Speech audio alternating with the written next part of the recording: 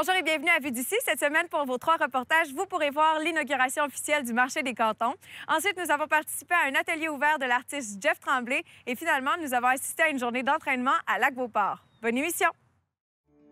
Ce soir, nous sommes au lancement officiel de la saison 2018 du marché des cantons à la Grange du Presbytère. Et pour l'occasion, on a organisé une soirée country durant laquelle vous pourrez voir des chapeaux de cow-boy et une prestation musicale.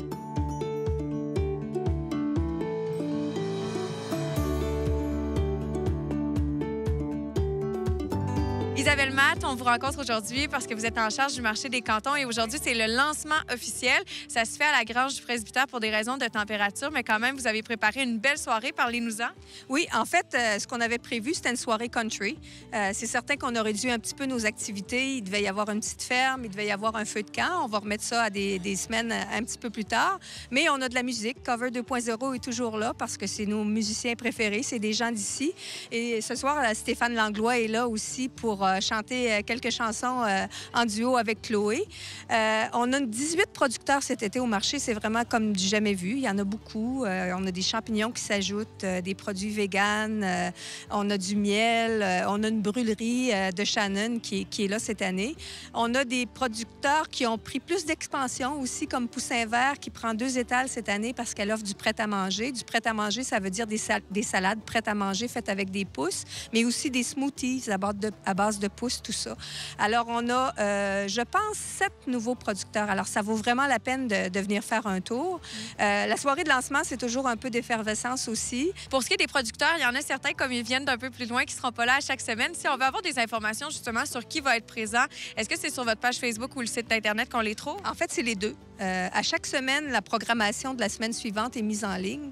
Comme là, aujourd'hui, on est jeudi. En principe, demain, vendredi ou sinon, plus tard, en début de semaine, il y a toujours une programmation pour décrire les activités de la semaine suivante. S'il y a des dégustations, elles sont décrites aussi sur le site web du marché et sur la page Facebook aussi. Est-ce que c'est important pour vous, quand vous les choisissez, ces producteurs-là, ou qui viennent à vous, qui viennent d'un peu partout à travers la province? En fait, naturellement, on s'est doté de règles. On essaie de chercher des producteurs, des exposants qui sont le plus près possible, qui idéalement font partie de nos cantons à nous autres, ou du moins de notre MRC. C'est vraiment notre premier critère de base. Mais quand on ne réussit pas à trouver un produit chez nous, localement, alors on va un petit peu plus loin, on ratisse un peu plus large. Alors c'est pour ça qu'on a des gens de Lotbinière et qu'on a des gens de Portneuf aussi cette année. Mais cette année, je pense qu'on a 7 exposants de Stoneham, Saint-Adolphe, Tewksbury. Alors, on est vraiment très contents. Il y a quand même une belle portion là, de nos exposants qui vient vraiment des cantons.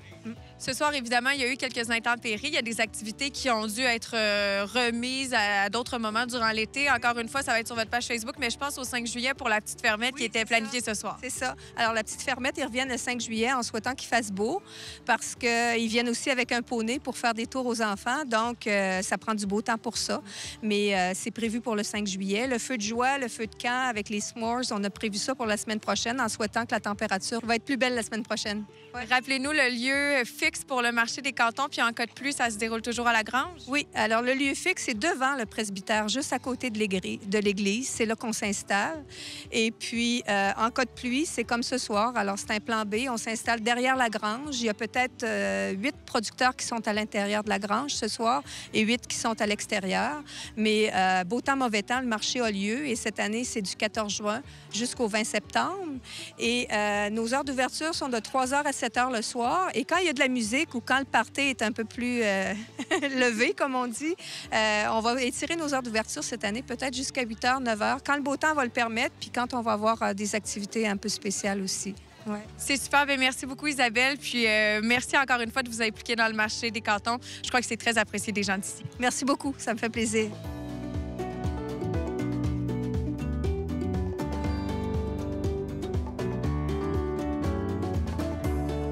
Nous, ce qu'on offre, en fait, c'est des kits de culture de champignons pour faire pousser, que ce soit sur le comptoir de la maison, dans la cuisine ou directement au jardin. En seulement 15 jours, on va avoir des champignons qui poussent sur notre petit arbre à champignons. On peut aussi l'utiliser comme semence de champignons en jardin. Donc, c'est possible d'avoir vraiment une autonomie alimentaire de champignons, un aliment qui est extrêmement nutritif et bon pour notre santé. Est-ce que c'est toi seul qui as décidé de créer ça ou tu t'es inspiré de d'autres entreprises qui le faisaient déjà? C'est inspiré d'une autre entreprise qui faisait déjà ça. Ça s'est connu un petit peu en France, à Montréal, dans les Laurentides. Mais nous, on est vraiment passionnés par le domaine de la cueillette en forêt, de la culture de champignons et tout ce qui s'y rattache. Ça fait 15 ans qu'on est cueilleurs, moi et mes frères, donc on est une entreprise familiale. On a développé la passion des champignons il y a 5 ans.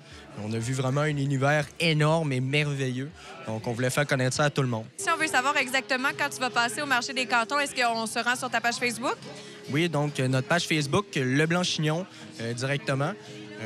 On va marquer justement là, tous les horaires qu'on va apparaître au marché de Canton et aussi les détaillants qui détaillent de nos produits à Québec.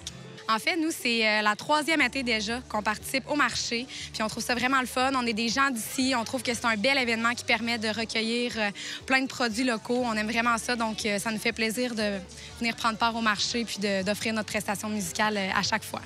Cover 2.0, on peut imaginer que vous faites des covers de chansons déjà connues. Est-ce que ce soir, ça va être teinté country, comme on a une petite soirée avec des chapeaux de cow-boy pour l'occasion de l'inauguration du marché des cantons? Oui, absolument. On s'est fait plaisir. On a appris là, quelques petites tunes country pour l'occasion. Donc, on a bien hâte de vous montrer ça. Si on veut venir vous voir, est-ce que vous jouez seulement à Stoneham et Tewksbury ou vous vous étendez un peu aux environs de Québec?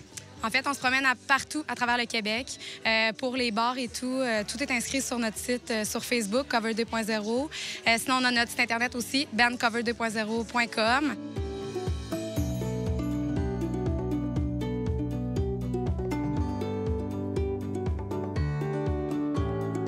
Maxime, tu es coordonnateur du CIEC. Peux-tu nous parler de qu'est-ce que c'est, quelle initiative ça apporte à Stoneham? Oui, bien en fait, la CIEC, c'est un nouveau projet dans la région de Stoneham-Tewksbury. Anciennement, le projet s'appelait Coopérative Jeunesse de service. Peut-être que les gens connaissent mieux le projet sous ce nom-là. Pour les 30 ans des coopératives Jeunesse de service, maintenant, c'est devenu CIEC, Coopérative d'initiation à l'entrepreneuriat collectif. Et on cherche, en fait, bien, on a trouvé plutôt 12 jeunes de 12 à 17 ans pour offrir des services à la population, des services divers, genre tonte de pelouse, gardiennage, peinture, promenade de chiens. En fait, c'est les jeunes qui décident les services qu'ils vont offrir à la population. C'est quoi la différence avec un emploi traditionnel d'été? Bien, en fait, c'est toute la différence. Quand on offre, en fait, quand on fait le recrutement de nos jeunes, on axe beaucoup sur le fait où on va les former comme des jeunes entrepreneurs, premièrement. Donc, ils vont connaître le milieu entrepreneurial. Par la suite, ils vont connaître aussi le milieu coopératif. Donc, ils vont vraiment comprendre et apprendre tout ce que c'est une entreprise coopérative. Par la suite aussi, ils vont développer des compétences en gestion. Nous, on se spécialise, évidemment, dans la fraîcheur, mais production de 60-80 variétés de légumes. Fait qu'on n'est pas spécialisé dans une sorte, mais on est généraliste plus que spécialiste. Si on veut avoir des informations sur la fermentée, est-ce que vous avez un site Internet? Absolument. Vous pouvez venir nous voir sur notre site. Ou sinon, le mieux, c'est en live and direct ici à Stoneham ou à Québec, à Limoilou. Ça va nous faire plaisir. Rachel, tu représentes Pascal Le Boulanger aujourd'hui. Puis il faut savoir aussi que tu travailles en collaboration avec lui, avec le comptoir santé. Peux-tu nous parler un petit peu de ton produit? Oui, en fait, j'ai ouvert un comptoir à jus le samedi, toute l'avant-midi, chez Pascal Le Boulanger à Stoneham. On offre des smoothies frais, faits avec du lait d'amande que je fais moi-même à chaque matin. C'est vraiment très bon. Vous irez voir la station santé sur Facebook. Vous allez voir, on pose tout le temps des choses, des smoothies, avec aussi les pousses de Eliane qu'on met sur nos smoothies.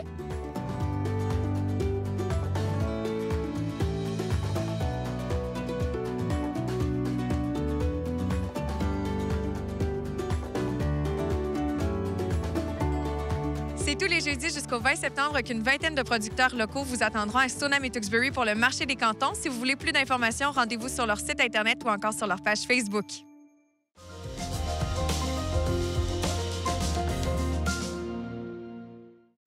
Nous sommes présentement à l'atelier ouvert d'un artiste de Lac-Saint-Charles, Jeff Tremblay, pour aller à la découverte de ses œuvres inspirées par l'animisme autochtone et la culture québécoise populaire.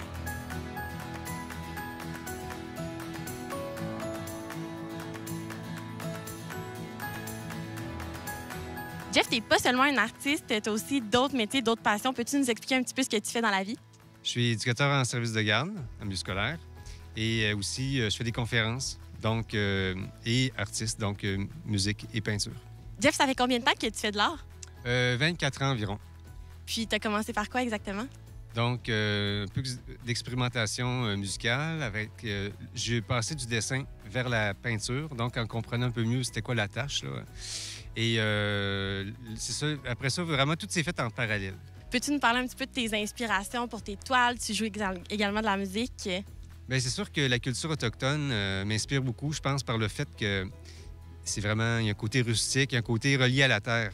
Puis c'est ça aussi qui m'inspire avec la culture populaire québécoise. Là. Si on regarde le folklore ou on regarde les cultivateurs ou les gens qui sont en milieu ruraux, là, bien, c'est beaucoup des gens qui aiment la nature, les choses simples. Les choses simples parce qu'on est tous reliés un peu par ça, là. Qu'est-ce que tu joues exactement comme musique? C'est vraiment un alliage, je dirais, de chansons québécoises et aux accents autochtones, mais toujours avec une structure un peu musique alternative. Avec quel instrument? Une guitare classique, mais aussi une guitare que j'ai un peu inventée. Je pourrais vous la montrer un peu plus tard, là, mais une guitare que j'ai inventée pour les besoins de la cause. Et là, aujourd'hui, on est à un atelier ouvert que tu organises dans ta demeure personnelle. Est-ce que c'est la première fois que tu fais ça?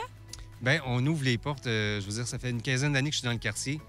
Puis depuis 3-4 ans, je sens vraiment que je fais partie du coin. Puis là, je trouvais que c'est ma compagne qui m'avait soufflé ça comme idée. Puis je trouvais que c'était une bonne idée. C'est un juste retour aux gens du quartier. Là. Qu'est-ce que ça t'apporte de montrer tes œuvres aux gens? C'est vraiment le partage, c'est le dialogue. Souvent, avec ce que j'aime beaucoup dans notre culture qu'on a dans le coin, c'est la communication. Là. Je regardais avec la culture autochtone, c'est vraiment... le genre, c'est pas féminin-masculin, c'est vraiment plus animé puis inanimé. Puis ce que j'aime bien avec mes tableaux, c'est quand il y a un dialogue qui embarque. Parce que moi, je viens faire beaucoup d'abstraits avec du figuratif. Et j'aime beaucoup être surpris par les observations des gens, des choses qui m'ont même échappé. Puis là, on partage un peu nos observations autour de tableaux.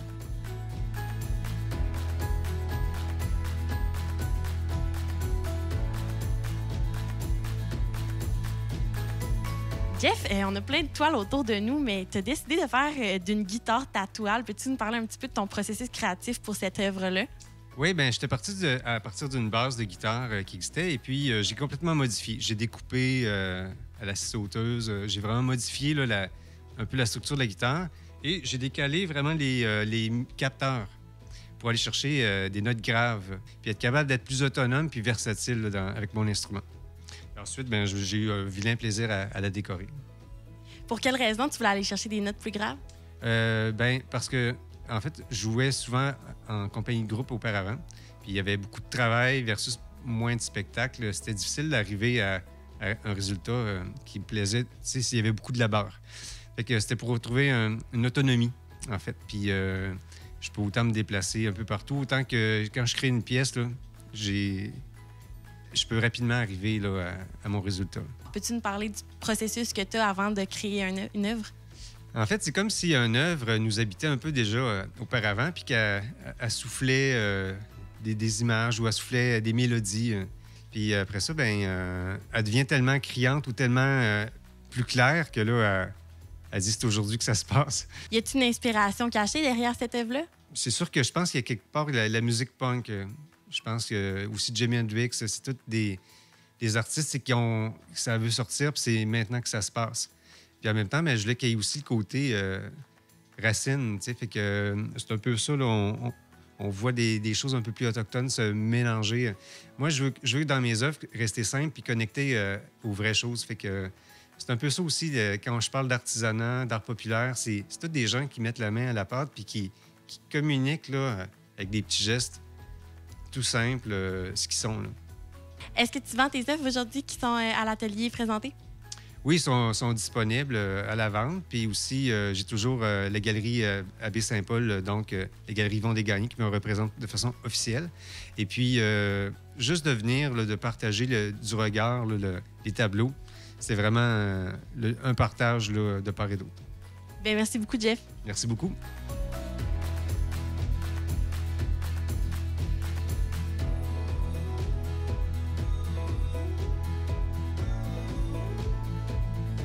Jennifer, tu es la conjointe de Jeff, mais tu es également une artiste toi aussi.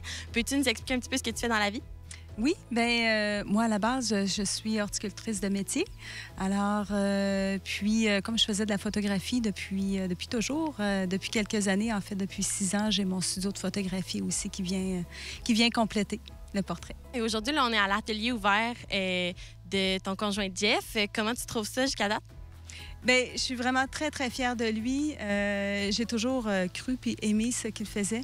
Et je suis contente aujourd'hui qu'il puisse, que le voisinage, le quartier, puisse le rencontrer puis voir, le connaître, cette haute parcelle-là qu'il est, c'est-à-dire un artiste peintre. Qu'est-ce que tu penses que ça peut apporter de montrer ses œuvres comme ça au public? Ce que Jean-François fait, c'est très coloré, c'est très imaginatif, c'est joyeux. Alors, je pense que quelqu'un qui va venir ici va être inspiré, va juste repartir avec le sourire après avoir fait sa visite puis avoir vu toutes les couleurs qu'il y a ici. Aujourd'hui, on est à l'atelier de ton papa. Comment tu trouves ça qu'il montre ses œuvres au public comme ça? Je trouve ça vraiment spécial parce que c'est la première fois qu'il fait ça. Puis je trouve que c'est vraiment réussi aussi parce qu'en plus, on voit toute la nature avec.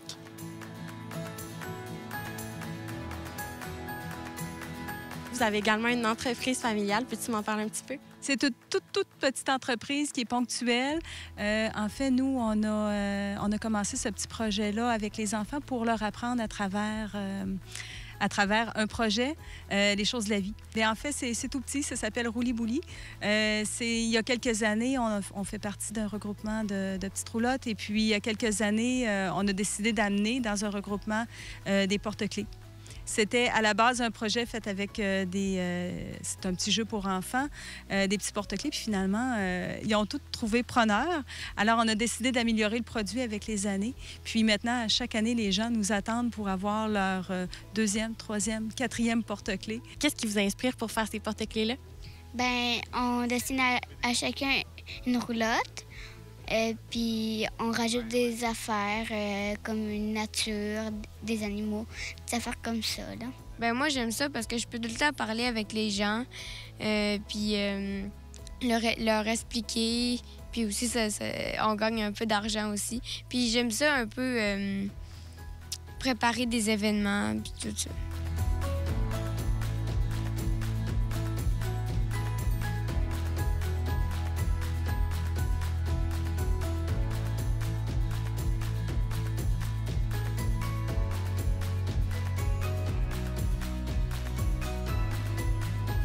Pour avoir plus d'informations concernant le travail de Jeff, vous pouvez visiter sa page Facebook jefftremblay.peintre ou son site web jefftremblay.com et il est également représenté par la Galerie d'art Yvon Desgagnés à Baie-Saint-Paul.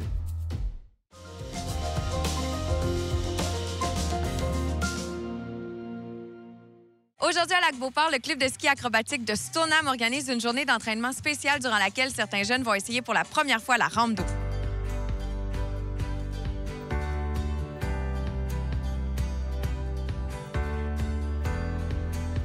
Monsieur Asselin, vous avez eu l'idée d'organiser aujourd'hui une journée pour permettre aux jeunes qui commencent le ski acrobatique de tester les rampes d'eau. Pourquoi pour vous c'est important de faire ça? Déjà, vous vous impliquez beaucoup pendant l'hiver, de le faire durant l'été aussi. Le club de ski acrobatique Stoneham a pris un virage axé sur le développement. On investit beaucoup sur le développement des athlètes. Puis le sport, ça se pratique pas seulement sur neige. Il y a des étapes préalables. Puis pour que le sport soit pratiqué de façon sécuritaire, bien, il y a des étapes qu'il faut franchir. Puis dans ces étapes-là, il y a les rampes d'eau, il y a la trampoline. Alors voilà, c'est une des raisons. Est-ce que c'est très difficile de faire une rampe comme celle-ci, de changer en fait la surface sur laquelle on skie? C'est un ajustement, mais en même temps, les jeunes sont bien préparés. Il y a une petite rampe d'initiation, c'est sécuritaire. Il y a des bons coachs ici au centre acrobatique. Alors, pour eux, ça va se faire naturellement. On discutait tout à l'heure, faire du ski acrobatique, c'est 11 mois par année par le ski, le trampoline et tout ça. Est-ce que vos enfants ont encore envie d'en faire année après année quand même? Oui, puis pour eux, c'est diversifié. Quand la saison de ski se termine, dès ce printemps, on a organisé des cours de trampoline pour le club. Alors, plusieurs athlètes du club se sont inscrits une fois par semaine, 3 à 4 heures, de la trampoline. Ça permet de travailler les dimensions techniques, ça permet de préparer le corps à faire des acrobaties sur rampe d'eau comme ça. Donc, c'est diversifié pour les jeunes, ils ne se tannent pas. 11 mois par année, oui, c'est beaucoup, mais trampoline, rampe d'eau, puis même un petit peu de trampoline ici, l'été. Donc, ça permet de travailler toutes sortes de bases. Puis quand les jeunes arrivent sur neige, bien là, ils sont tout excités, puis ils ont du plaisir pendant 4 mois. Je trouve ça intéressant. Est-ce que vos jeunes s'entraînent ici durant tout l'été? On est quand même dans les installations du relais. Vous skiez à Stoneham. Il y a vraiment une belle fratrie entre vous. Absolument. C'est des installations qui sont régionales, même provinciales. C'est précieux, un centre comme ça. C'est beaucoup d'investissement pour la région. Alors, c'est mené de main de maître ici, le centre acrobatique.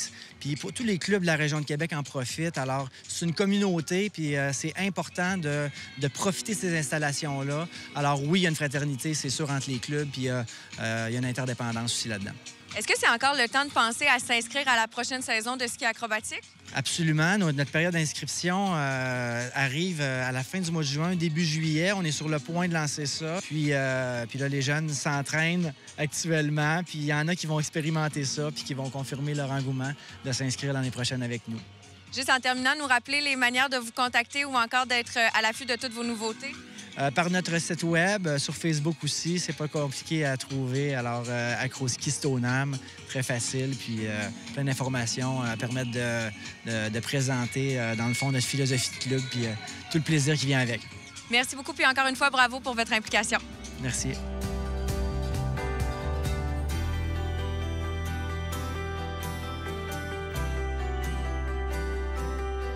C'est vraiment dans l'optique d'avoir une progression. En fond, tu fais tes sauts sur l'eau parce que ça fait moins mal que quand tu tombes sur la neige, c'est sûr. Puis, dans le fond, ça nous pratique à faire des inversés. Tu n'as pas le choix de passer par ici pour tes qualifications. Tu n'as pas le choix de passer par la trampoline aussi. Fait que c'est tout, dans le fond, c'est les étapes avant de passer sur la neige puis de faire des gros sauts sur la neige. Est-ce que d'arriver dans l'eau, pour eux, psychologiquement, c'est moins pire? Bien, c'est clair que c'est un sport individuel, fait que c'est toujours contre toi que tu te bats, c'est toujours contre la peur que tu te bats. Moi, mon but, c'est que justement, ils soient conscients de qu'est-ce qu'ils font, puis qu'ils soient conscients que le risque n'est pas si grand que ça si tu sais où est-ce que tu t'en vas. En tant qu'entraîneur-chef, qu'est-ce que tu essaies de leur apporter? Tu sais, oui, de voir que le risque n'est pas si important, mais est-ce que tu essaies de leur amener des valeurs pour la vie de tous les jours aussi? Bien, c'est clair. Moi, je viens de différents milieux du sport. Dans le fond, moi, je viens du milieu du football. Puis, dans le fond, c'était vraiment une mentalité d'impliquer des valeurs avant de gagner avant tout. Moi, mon but, c'est qu'ils soient des bons individus, des bons travailleurs après ça pour la société, pour quand ils vont devenir des adultes. Puis ça va les aider à tous les jours quand ils vont faire du ski, de se connaître mieux, puis de connaître leur environnement. C'est clair que ça va les aider pour convaincre leurs peurs, puis devenir des humains de meilleure qualité après ça. Aujourd'hui, le club a décidé d'organiser une journée spéciale pour que certains jeunes puissent tester pour la première fois la rampe d'eau. Comment ils se préparent à ça? Est-ce que c'est un gros stress pour eux? Bien, c'est clair que c'est un gros stress, mais moi, je vais les accompagner là-dedans. Je vais sauter avec eux. Il y a plein d'entraîneurs qui les chapeautent, fait que c'est sûr qu'il va y avoir un moment de stress, mais dans le fond, le but, c'est d'y aller progressivement pour que ce stress-là il soit atténué. Yolène, vous êtes la maman de 2 jeunes qui font du ski acrobatique. Parlez-moi de l'atout que c'est dans leur vie de faire ce sport-là. Bien, ça leur permet de développer un bon esprit d'équipe, plus une belle gang bien unie. Puis ça leur permet d'avoir une activité sur laquelle ils concentrent leur énergie là, au lieu d'avoir rien à faire la fin de semaine. Puis le fait d'avoir aussi des activités tout au long de l'année, bien, ça garde là, cette cohésion-là puis cette forme-là dans tous les jeunes du club. C'est vraiment les activités à répétition, les entraînements qui font en sorte que vos enfants développent des affinités avec les autres? Oui, mais aussi dans les compétitions. Quand on va dans une compétition, par exemple, à l'extérieur, on passe 2 jours, toute la gang ensemble, les jeunes s'encouragent, puis ils se félicitent au bas de leur pente. Fait que ça crée vraiment un bel esprit d'équipe. Vous, en tant que mère de sportif, ça demande aussi beaucoup d'implication parce que souvent, c'est vous qui êtes derrière tous les transports, même côté monétaire. Est-ce que de les voir évoluer puis d'aimer le sport, c'est ça qui vous motive à continuer puis à jamais lâcher? Ah oui, c'est beau de les voir aller puis d'évoluer à chaque fois, de les voir en compétition aussi, comment ils sont heureux puis ils ont beaucoup de plaisir. Les jeunes eux-mêmes ont parfois peur de faire certains trucs. Est-ce que de les voir aller, c'est tout aussi épeurant? Oui. Oui, c'est insécurisant, mais de voir quand ils réussissent, par exemple, c'est tellement agréable comme sentiment.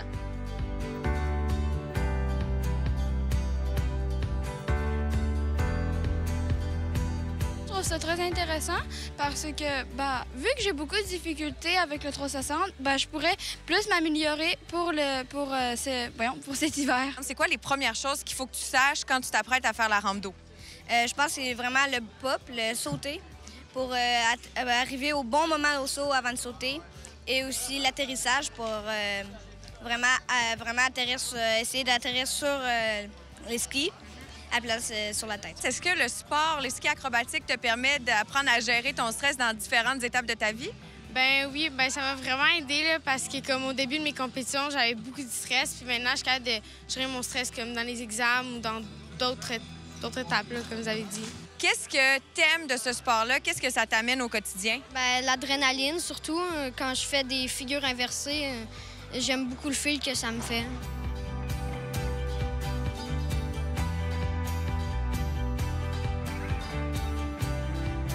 Est-ce que la première fois, tu te rappelles de comment tu te sentais? C'est quoi le feeling?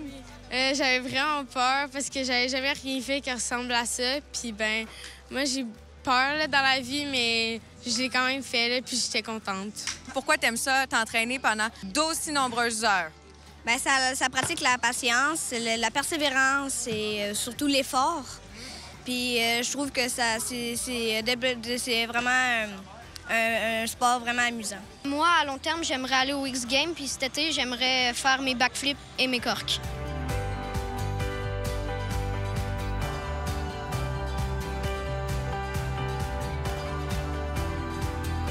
Toutes les occasions sont bonnes pour se regrouper entre passionnés et encore une fois, le Club de ski acrobatique Stoneham a réalisé un événement à la hauteur des attentes.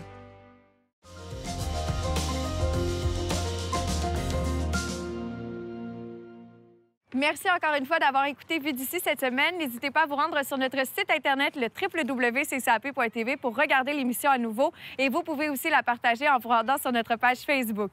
Finalement, pour toutes les émissions de la chaîne, vous avez qu'à utiliser la plateforme CCAP Go. À très bientôt pour 3 nouveaux reportages de Vue d'ici.